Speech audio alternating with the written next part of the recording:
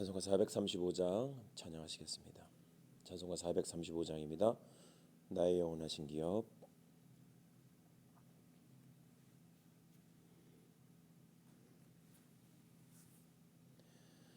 나의 영원하신 기업 생명보다 귀하다. 나의 갈 길 다가도록 나와 동행하소서. 주께로 가까이 주께로 가오니 나의 갈 길 다가도록 나와 동행하소서.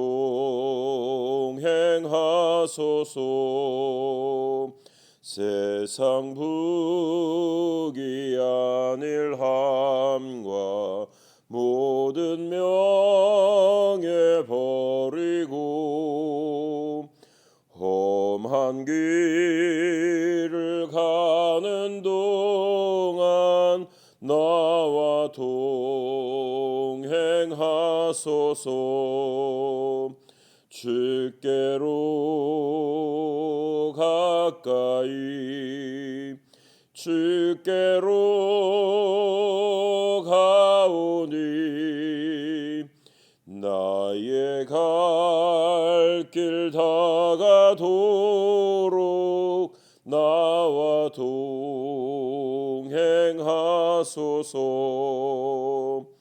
어두운 골짝 지나가며 험한 바다 건너서 천국 문에 이르도록 나와 동행하소서. 주께로 가까이 주께로 가오니 나의 갈 길 다가도록 나와 동행하소서.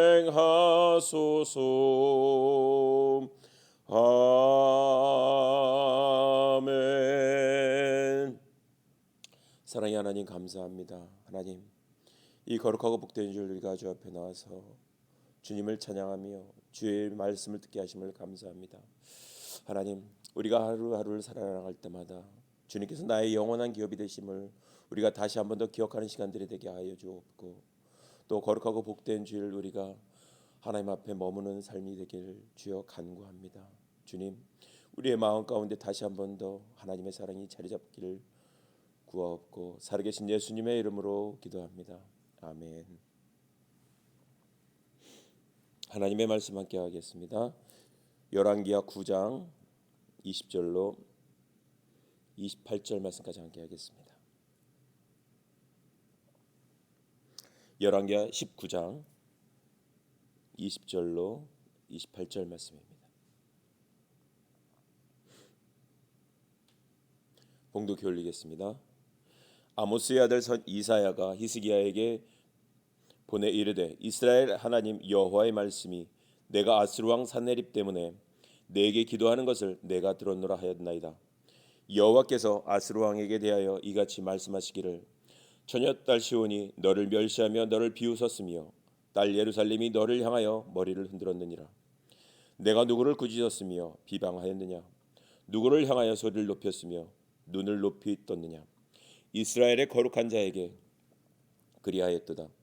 내가 사자들을 통하여 주를 비방하여 이르기를, 내가 많은 병거를 거느리고 여러 산 꼭대기에 올라가며 레바논 깊은 곳에 이르러 높은 백향목과 아름다운 잣나무를 베고 내가 그 가장 먼 곳에 들어가며 그의 동산의 무성한 수풀에 이르리라. 내가 땅을 파서 이방의 물을 마셨고 나의 발바닥으로 애굽의 모든 강들을 말렸노라 하였도다. 내가 듣지 못하였느냐? 이 일은 내가 태초부터 행하였고 옛날부터 정한 바라. 이제 내가 이루어 너로 견고한 성들을 멸하여 무너진 돌무더기가 되게 함이니라. 그러므로 거기에 거주하는 백성의 힘이 약하여 두려워하며 놀랐나니 그들은 들의 채소와 푸른 풀과 지붕의 잡초와 자라기 전에 시든 곡초같이 되었느니라. 내 거처와 내 출입과 내가 내게 향한 분노를 내가 다 아노니 내가 내게 향한 분노와 내 교만한 말이 내 귀에 들렸도다.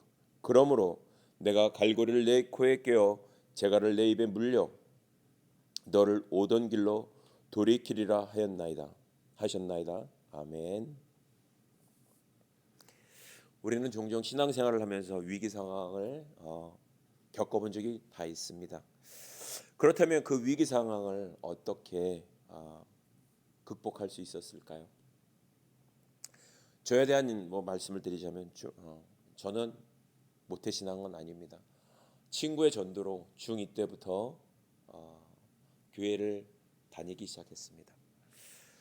항상 그러나 교회를 학생 때 우리가 모두가 다 마찬가지 어떤 경험들이 있었을 것입니다. 위기는 항상 3학년 때 찾아오죠. 왜냐하면 고입을 앞두고 있기 때문에 그렇습니다. 교회가 너무 가봤더니 너무 좋았습니다. 거기에 갔더니 이전에 친구들도 있었고 그 다음에 학교 선배들도 있었고 너무나 많은 학생들이 있었죠. 어떻게 보면 공부보다도 친구들을 만나는 것을 더 행복했던 것 그러한 때였던 것 같습니다. 그런데 위기가 찾아왔습니다. 3학년이 딱 되다 보니까 이제 부모님이 맨 처음에는 다녀 그래서 다니기 시작했어요. 그런데 중학교 때, 중3 때 이제 부모님이 이렇게 말씀하시는 거죠. 너 이제 3학년이니까 공부해야 되지 않겠니? 라는 말을 딱 들었습니다. 그때 제 마음 가운데 교회 가야 되는데? 라는 생각이 들은 거예요. 교회 가고 싶은데 어떻게 할까? 그때 당시에 어떤 마음이 들었는지 모르지만 기도하고 싶었던 마음이 순간적으로 들었습니다. 하나님, 지혜를 달라고. 그러면 어떤 지혜가 가장 부모님을 설득이라기보다도 이해시켜야 되는 그런 상황이었으니까 어떻게 할까? 그런데 문득 제 마음 가운데 편지라는 단어를 주셨습니다. 저는 편지하면 정말 소질이 없습니다. 딱 3줄 쓰면 끝나는 어떤 특징이 있습니다. 군대에서도 신병 교육 때 부모님께 편지 쓰라 그러잖아요. 이렇게 우리의 옷 입소 기간 동안에 입었던 옷을 보내면서 편지를 쓰라 그럽니다. 그럼 딱 썼어요. 부모님 전상서 잘 계십니까? 저도 잘 있습니다.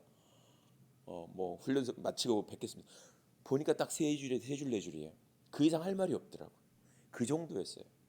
그런데 그때 당시에 저에게 편지라는 단어를 말씀을 주셨습니다. 그래서 못 쓰는 글이지만 편지에는 진심이라는 것이 있습니다. 그 마음을 담아서 드리는 거기 때문에 그렇습니다. 상대방에게 보여주는 거잖아요. 연애 편지가 그런 거 아닙니까? 내 마음을 상대방에게 보여주는 거예요. 내 마음이 이렇습니다라는 거.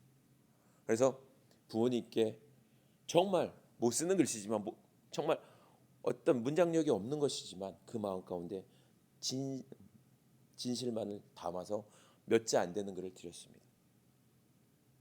그리고 그 편지를 받아보신 부모님이 제 얼굴을 딱 쳐다보십니다. 알았어 라는 거예요. 그래서 저도 제 나름대로 공부는 하려고 열심히 했죠. 자, 그 시간이 지나고 고등학생이 됐습니다. 고3이 됐어요. 그때 당시에 함께 기도생활, 신앙생활 하던 형님이 계십니다. 서로 간에 이제 어떤 문제가 진로에 대한 방향성에 대한 내가 가는 길이 맞는가, 내가 마음먹은 것이 기도하는 것이 맞는가, 이런 것들에 대해서 서로 간에 진중하게 얘기했습니다. 우리가 가는 길이 맞을까라는 거죠. 우리 한번 기도하자. 그리고 서로 우리의 마음 가운데 주신 하나님의 마음을 이야기해보자라는 거였어요. 그분과의 어떤 만남, 정말 학생 때 저는 그때가 제일 그립습니다. 어떻게 보면. 왜냐하면 방학 기간 동안에 늘 그분과 함께 했었던 어떤 기억들이 있습니다. 그래서 방학 동안에 거의 뭐 8시간 9시간 새벽부터 하루를 보낼 때 거의 그때 기억이 제일 생생합니다. 기도실에서 함께 기도했던 것. 거의 뭐 8시간 이상을 기도했던 것 같습니다. 그리고 마지막 물었습니다. 서로 만나서 야, 이제 하나님이 주신 어떤 마음을 이야기해 보자라는 거죠. 제 결론은 그것이었습니다. 시편 107편 23절에서 30절 말씀에 나오는 구절 중에 하나입니다. 평안함으로 말미암아 그들이 바라는 항구로 인도하십니다. 그 모든 거친 상황 가운데 위험의 어떤 위기의 상황 가운데 하나님이 나에게 어떤 마음을 주셨는가? 그는 평온한 마음이고 하나님이 소원의 항구로 하나님이 이끄시는 대로 이끌어 가겠다라는 그런 마음을 주셨습니다. 그분도 이제 그런 말씀을 하셨죠. 학교가 끝나고 군대를 가야 될 어떤 시점이 왔습니다. 자, 제가 그동안 기도했던 것들이 있습니다. 그때는 왜 그런 마음이 들었는지 모르겠어요. 하나님 죄 잃어버리면 하나님의 일꾼, 하나님의 용사한 사람 잃어버리는 것입니다. 왜요? 여러분들도 알다시피 제가 늘 해병대 나왔다 그랬잖아요. 그때 당시에는 정말 어떤 부분에 있어서 힘든 시기였습니다. 해병대에서 하는 얘기가 있어요. 어떤 이야기냐면 해병대는 1기 이후로 다 기아 빠졌다 그랬습니다. 그런 이야기도 있었어요. 그만큼 군 생활에 있어서 힘든 어떤 시점들이 있었다는 것입니다. 정말 군 생활에 밥 먹는 시간 외에는 쉬어본 적이 없던 그런 기억들입니다. 그럼 어떻게 기도했을까요? 저는 정말 아침에 일어나면 하나님 오늘 하루도 책임져 주십시오. 그리고 모든 시간이 다 끝나면 훈련이 다 끝나면 하나님 오늘 하루도 지켜주셔서 감사합니다. 그것밖에 할 기도가 없었습니다. 왜요? 육신이 피곤하니까. 실무에 딱 들어갔습니다. 또 훈련소와는 다른 상황이죠. 훈련소 때는 그래도 적어도 주일날은 교회 갈 수 있었으니까 자유롭게. 그럼 실무에 와서는 어떤 마음이 있었을까? 내 바로 위에 고참에 허락이 떨어져야지 모든 것들을 할 수 있는 거예요. 고참이 하지 마 하면 못 가면 못 가는 거죠. 그런데 제 마음 가운데는 하나님, 저 교회 가고 싶은데 어떡할 거예요? 예배 드리고 싶은데 어떡할까요? 하나님 기회를 제발 주세요. 내 위에 고참하고 이야기할 어떤 기회. 그런데 그 기회가 찾아왔습니다. 같이 PX를 동행하게 됐어요. 어떤 사건이 어떤 일인지 모르지만 그때 무슨 모험이 있었던 것 같습니다. 그런데 제 마음 가운데 PX에 가면서 갔다 오면서 드는 마음이 또 있었습니다. 지금이야 라는 거죠. 너 지금 이 순간이 지나면 그 기회는 지나간다. 그런 마음이 제 마음 가운데 드는 거예요. 그래서 제가 또 기도했습니다. 하나님, 기도하다가 맞으면 어떡해요? 맞아야지. 그런 것까지 다 그냥 그 말 한마디 했다가 기아 빠졌다고 맞을 수도 있는 그런 상황입니다. 그런데 하나님, 그렇다면 저에게 담대함을 주세요라고 기도했어요. 그래서 또 기도합니다. 하나님, 이 순간 지금은 얘기하겠습니다. 입을 열을 수 있는 어떤 담대함을 달라고. 정말 열리지 않는 입을 열었습니다. 그 고참에게 내 마음을 전했습니다. 저 교회 다니고 싶습니다. 예배 드리고 싶습니다. 그런 얘기를 했을 때 그 고참이 저에게 나를 딱 쳐다보더니 한마디 던집니다. 저는 맞는 줄 알았어요. 그런데 그 고참의 입에서 떨어지는 말은 이것이었습니다. 너 예배 교회에 가도 좋아. 그러나 너가 할 것은 다 해. 그것을 다 못했을 때는 갔다 와서 다 해. 그것이었어요. 제가 했을까요? 안 했을까요? 모든 것들을 다 했습니다. 그것이 행복이었습니다. 모든 위기 상황들이 있었습니다. 그 모든 것 가운데 하나님 앞에 하나님 제발 이 모든 상황 가운데 위기 상황 가운데 이겨나갈 힘을 헤쳐나갈 마음을 용기를 달라고 기도했던 적이 있습니다. 정말 삶은 만만한 것들이 아니었습니다. 하나의 어떤 시점, 어떤 신학교를 가기 위한 어떤 시점을 놓쳤지만 그 모든 과정 가운데 하나님이 함께 하셨다는 것을 저는 정말 절실히 느끼는 한 시점이었습니다. 그렇다고 해서 직장 생활을 근 한 6, 7년 한 것 같습니다. 군 제대를 하고 그때 당시에 저는 주일학교 교사도 했고 성가대도 했습니다. 그런데 직장은 주일을 쉬지 않았습니다. 격주를 졌어요. 제 마음 가운데 답답함이 있었습니다. 이 답답함을 어떻게 헤쳐나갈까라는 거죠. 제 마음 가운데는 정말 하나님 앞 주일날 예배드리고 싶고 하는 그런 마음들 가득 찼었으니까. 그래서 또 기도하기 시작했습니다. 집에 오다 보면 사무실에서 이제 뭐 차를 줘 그때 당시에 제 친구들 3명, 4명이 함께 다녔습니다. 차를 줘서 친구들을 데려다주고 갈등이 생기는 거죠. 이쪽으로 왼쪽으로 가면 집으로 가야 되고 오른쪽으로 가면 교회가 있었습니다. 직진을 하면 하나님 그 갈래길에 설 때까지 갈등합니다. 하나님 어떻게 할까? 몸이 피곤한데요. 그래도 핸들을 직진으로 왼쪽으로 꺾지 않고 직진으로 꺾었습니다. 늦은 시간이라도. 그리고 기도실에 가서 또 한마디 합니다. 하나님 기도하다가 하나님 저 정말 피곤해요.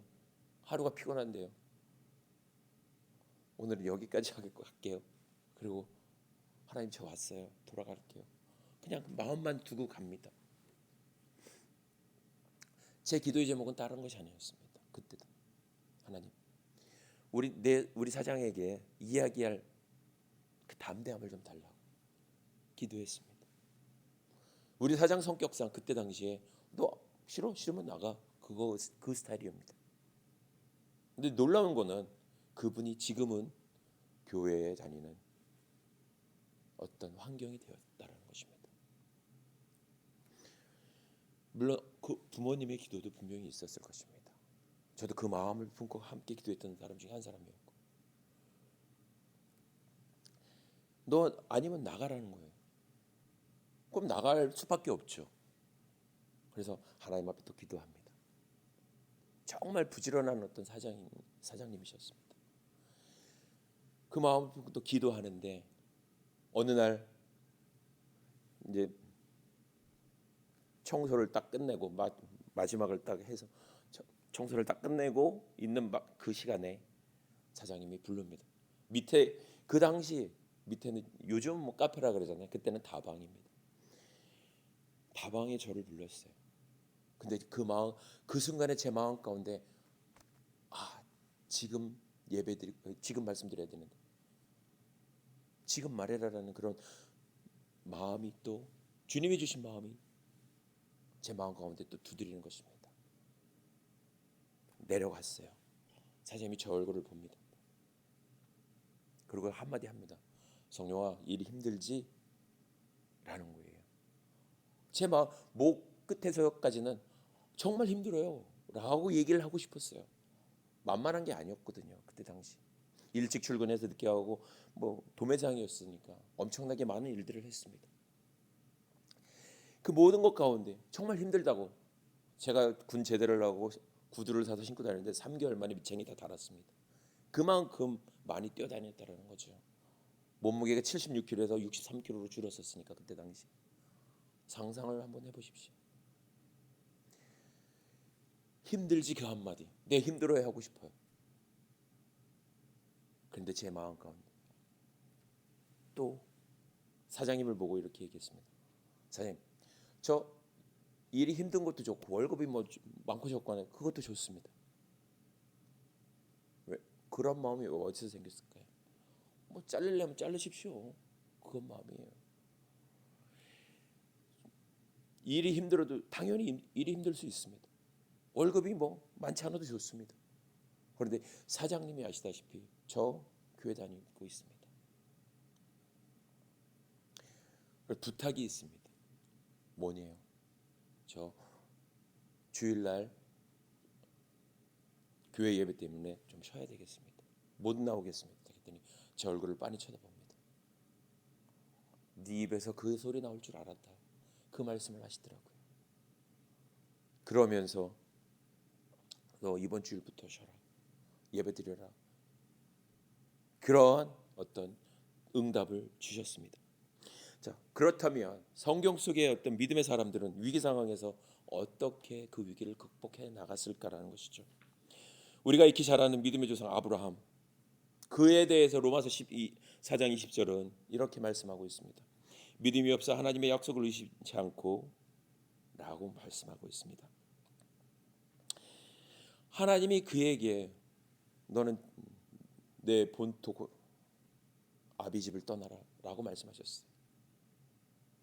목적지도 없이 가는 것. 그런 그의 마음 가운데는 어떤 바람이 있었을까라는 거죠. 그것은 바랄 수 없는 어떤 환경이 상황이었을 것입니다. 하나님에 대한 어떤 하나님이 이루시고자 하는 그런 어떤 기대감, 그런 것도 아브라함에게는 아마 어떻게 보면 기대할 수 없었던, 상상 속에만 있었던 그런 상황일 수도 있었을 것입니다. 그런데 또 성경은 이렇게 얘기하고 있습니다. 믿음에 견고하여져서 하나님께 영광을 돌리며라고 얘기하고 있죠. 무엇을 말씀하고 있는 것일까요? 그것은 믿음의 성숙도라고 얘기할 수 있을 것입니다. 하나님을 경험하는 횟수가 점점 그의 삶에서 많아졌다는 얘기죠. 무엇을 얘기하고 있는 걸까요? 내 믿음, 내 신앙으로서는 할 수 없지만 하나님이 이끌어가는 그런 것에 있어서는 나는 할 수 없지만 하나님은 하십니다. 그런 믿음의 고백이 그의 마음 가운데 자랐다라고 볼 수 있을 것입니다. 우리가 익히 잘 아는 다윗 왕은 어땠을까요? 그가 사울 왕에게 쫓기는 어떤 모든 상황 가운데 그 마음이 과연 평안할 수 있었을까라는 것입니다. 다윗이 왕 위에 오르는 그 순간까지 그의 모든 상황 가운데 하나님이 함께 하셨습니다. 다윗의 고백은 이렇습니다. 연약한 인생에게 행하신, 아주 작은 자에게 행하신 하나님의 일로 인하여. 그의 마지막 고백입니다. 내게 기도할 마음이 생겼나이다. 내 인생이 무엇이길래, 우리 집이 무엇이길래 하나님께서 우리 집안 가운데 이렇게 큰 기사 이적을 행해 주셨습니까라는 그런 고백이지요. 마찬가지로 우리 연약한 인생 가운데 행하신 그 하나님을 발견하기 시작할 때 우리는 하나님 앞에 나가 기도하기 시작한다는 그런 사실을 우리는 다시 한 번 더 기억했으면 좋겠습니다. 모세의 인생은 어떠했을까요? 그는 하나님 앞에서 어떠한 삶을 살았을까요? 40년 바로궁에서의 어떤 법도를 지키며 나가면서 왕자로서의 어떤 늠름함을 하나하나 쌓고 나아가면서 살아가고 있었습니다. 그런 그에게 이제 광야 40년의 생활이 시작되죠. 우리가 너무 익히 잘 아는 것입니다. 그 기간 동안에는 어떠한 일이 있었을까요? 그 왕실의 어떤 왕궁의 법도를 하나하나 버리면서 하나님의 사람으로 살아가는 훈련, 그 훈련을 행해 받았던 어떤 시점입니다. 그가 광야 40년 동안 분명히 하나님이 이스라엘 백성들을 출애굽을 시켜서 하나님이 늘 모세로 하여금 그 광야 시간에 그 성막 가운데서 하나님을 만나고 하나님의 말씀을 듣고 하나님의 말씀을 따라서 이스라엘 백성들을 이끌어 나가는 어떤 과정들을 우리는 볼 수 있습니다. 우리는 익히 기도는 호흡이야 라는 말을 너무나 많이 들었습니다. 그 말의 뜻은 무엇일까라는 거죠. 그렇다면 히스기야 앞에 서 있는 왕 앞에, 하나님 앞에 서 있는 히스기야는 어떤 마음으로 그 앞에 섰을까요? 기도는 호흡이다라는 것. 분명히 하나님의 자녀에게 기도는 호흡입니다. 이것은 분명히 하나님과의 관계를 이어주는 것입니다. 기도는 또 어떤 것일까요?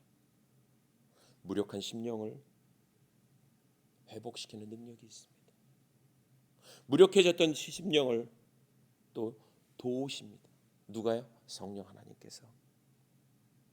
어떻게 그 사실을 알 수 있을까요? 하나님의 영이 그 안에서 움직이기 시작하기 때문에 그렇습니다. 하나님 앞에 서 있는 히스기야 왕, 지금 상황은 어떤 상황일까요? 아수르의 침공 1차전에 철저하게 굴욕당하고 패배당했던 그가 하나님 앞에 다시 서 있습니다. 무엇으로 인해서? 하나님 앞에 이제는 다시 하나님 앞에 돌아가요. 하나님 앞에 이 모든 문제들을 내려놔야 되겠다는 그런 마음, 다시 주님께, 그런 마음이 그 마음 가운데 들었습니다. 이 모든 문제를 해결하실 분은 분명히 하나님이시라는 것.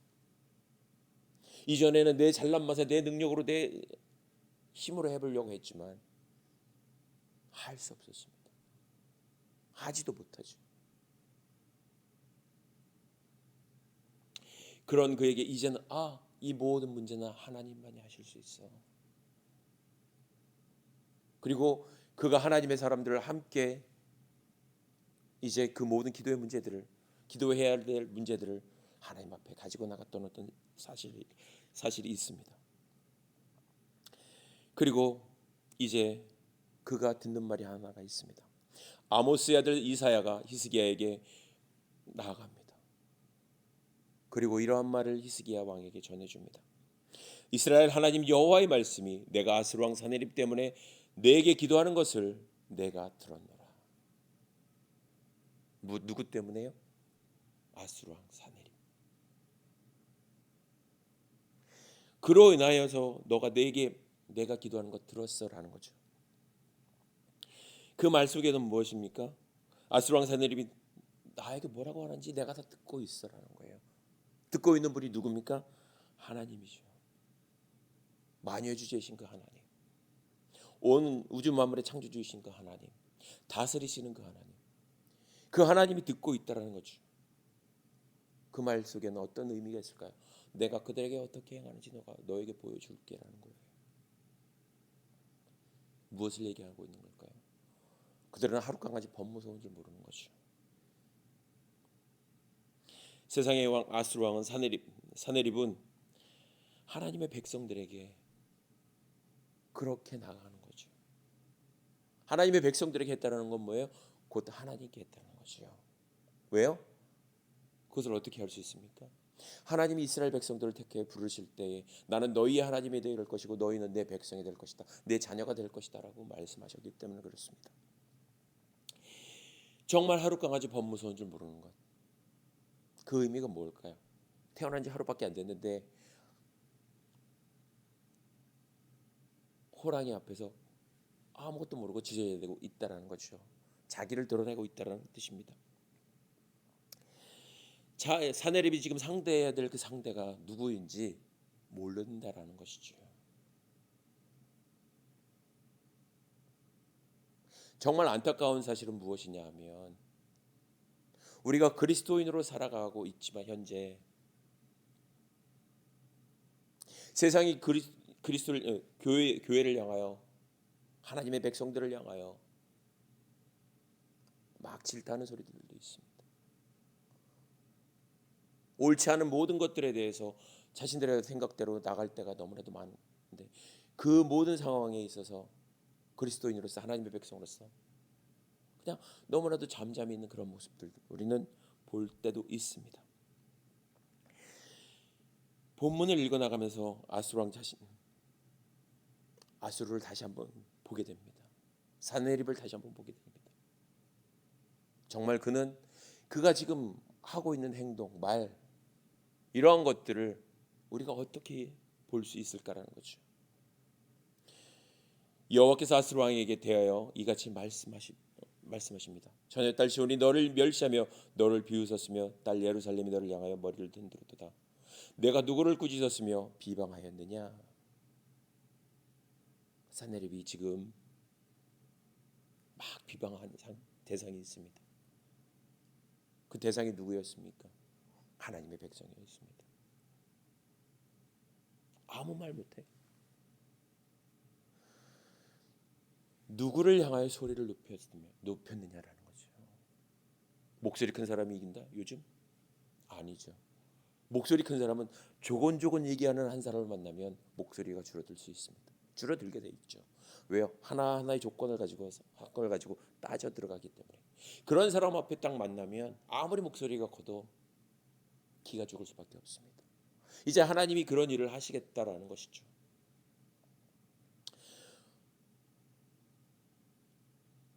눈을 높이 떴느냐? 이 모든 상황이 어떤 상황입니까? 아수르의 행동입니다.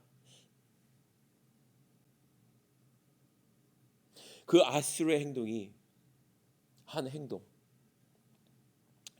그들의 한 행동이 이스라엘 거룩한 자에게 그리하였다라고 성경은 말하고 있습니다.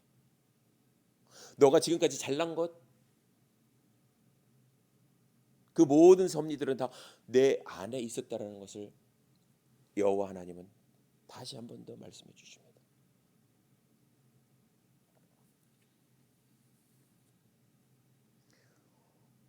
아수르 왕 산헤립이 꾸짖는 대상,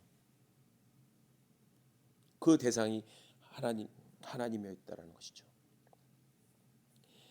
하루 강아지 법무소인 줄 모르는 것, 상대방이 누군지 모르는 것,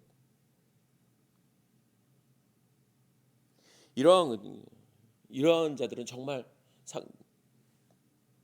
어떤 철저한 사람, 완전한 사람을 만나면 그 사람은 기가 죽을 수밖에 없습니다. 그리고 그 사람을 그런 것들을 겪고 나면은 이제 어떻게 해야 되겠습니까? 아, 내가 잘못했구나라는 거죠. 이스라엘 백성들은 그런 백성들이 아니구라는 것. 그런 것들을 하나님이 이제 깨닫게 해주십니다. 마치 소년 다윗 앞에 서 있는 블레셋 적장 골리앗 같은 어떤 상황입니다. 골리앗 앞에 서 있는 소년 다윗, 그를 골리앗은 몰랐습니다. 단지 그냥 꼬맹이, 어린, 그냥 육체적으로 어린 그러한 것으로 그냥 상대해 버렸습니다. 그래서 비꼬잖아요. 야, 네가 뭐 돌팔매 개를 잡으려고, 짐승을 잡으려고 네가 그걸 막대기를 들고 나왔니? 그거잖아요. 세상이 자랑하는 것은 무엇입니까? 그가 갖고 있는 힘, 파워. 자기가 최고라는 건 어떤 파워, 교만함. 그것을 갖고 나갔습니다. 그러나 소년 다윗에게 있었던 것은 무엇일까요? 물매? 그것이었을까요? 아니요. 너는 창과 방패로 나오지만 나는 살아계신 여호와 하나님의 이름으로 나 여기 나간다는 거지. 오늘 우리에게 있는 것은 그것입니다. 세상이 우리에게 범접하게 못할 수 있는 것은 여호와의 이름에 있다라는 그 사실을 우리가 다시 한 번 더 기억하는 시간이 좀 되었으면 좋겠습니다. 소리를 높이고 큰 소리를 치고 삿대질을 하고 비방하는 것, 이것이 지금 아수르 왕 산헤립이 하고 있다라는 것입니다. 하나님의 백성을 향해서 그들은 비방을 합니다. 개역 성경에는 회방이라고 나와 있죠. 이러한 표현은 무엇일까요? 그것은 조롱하고 무시한다라고 뜻입니다. 경멸의 어떤 모욕적인 언사가 적혀 있다라는 것입니다. 그러한 말을 지금 누가 듣고 있다라는 것입니까? 하나님께서 듣고 있다라는 것입니다. 그가 비록 이스라엘 백성들을 향했지만 이스라엘 백성들이 누구와 함께 한다는 사실을 아수르 왕 산헤립은 몰랐다라는 것입니다. 그러한 말을 들으면 누구라도 정말 가만히 있지 않을 것입니다. 하물며 만유의 주제이신 온 우주 만물의 창조주이신 그 하나님을 향하여 망언을 쏟아내어 있다는 거죠. 까불어도 덤벼도 상대방이 누군지 알고 덤벼야 되지 않습니까? 이 모든 것에 대해서 하나님은 선지자 이사야를 통해서 앞으로 아수르가 어떻게 될 것인지를 분명하게 말씀하십니다. 그리고 28절에 이렇게 말씀하십니다. 내 교만한 말이 내 귀에 들렸도다. 그러므로 갈고리를 내 코에 껴 재갈을 내 입에 물려 너를 오던 길로 돌려보낼 것이다. 라고 말씀하십니다. 무엇 때문에? 아수르의 교만 때문에. 잠언 16장 18절은 분명히 이렇게 말씀하고 있습니다. 교만은 패망의 선봉이다라는 라고 말씀하십니다.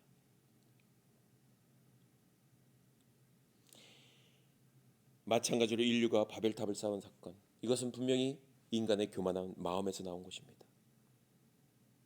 이것은 하나님께 대한 도전이죠. 이 시대가 정말 그런 것 같습니다.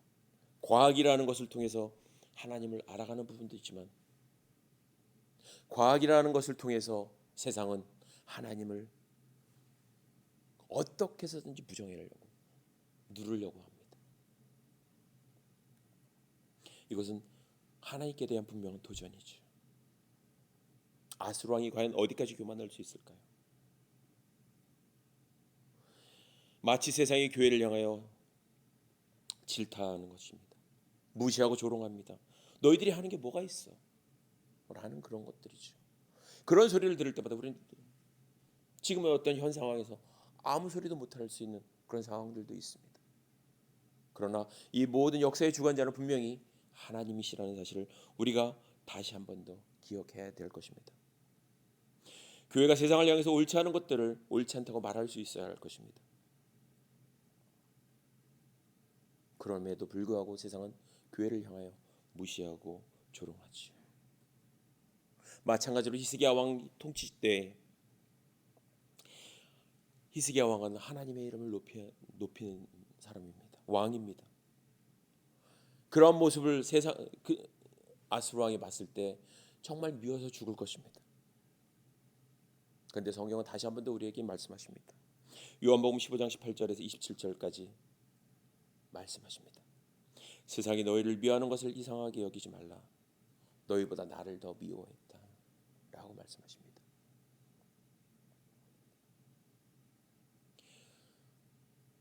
미워함으로 통해서 하나님의 백성들을 공격합니다. 거기에 우리가 주눅이 들어갈 때 수도 있습니다. 히스기야가 그러했습니다. 그러나 그가 하나님 앞에 다시 설 마음이 회복되어졌을 때 그 안에 하나님의 영이 회복되어짐으로 인해서 그가 하나님 앞에 간구할 마음이 생겼고 하나님 앞에 그 모든 문제들을 펼쳐놓고 하나님 어떻게 하면 좋겠습니까? 라고 하나님 앞에 간구했던 그 모습들을 우리가 다시 한 번 더 기억할 수 있는 시간들이 되었으면 좋겠고 우리가 모든 순간 위기 가운데 계신 그 하나님을 우리가 다시 한 번 더 기억하는 이 하루가 되었으면 좋겠습니다. 우리들의 모든 문제들을 하나님 앞에 이 시대의 모든 문제들을 하나님 앞에 함께 내려놓고 함께 기도하며 나가는 우리의 삶이 되었으면 좋겠고 그리스도인의 삶으로서 다시 한 번 더 우리가 있어야 될 그 자리를 기억할 수 있는 시간들이 되었으면 좋겠습니다. 이 시간 함께 6시까지 기도하겠습니다.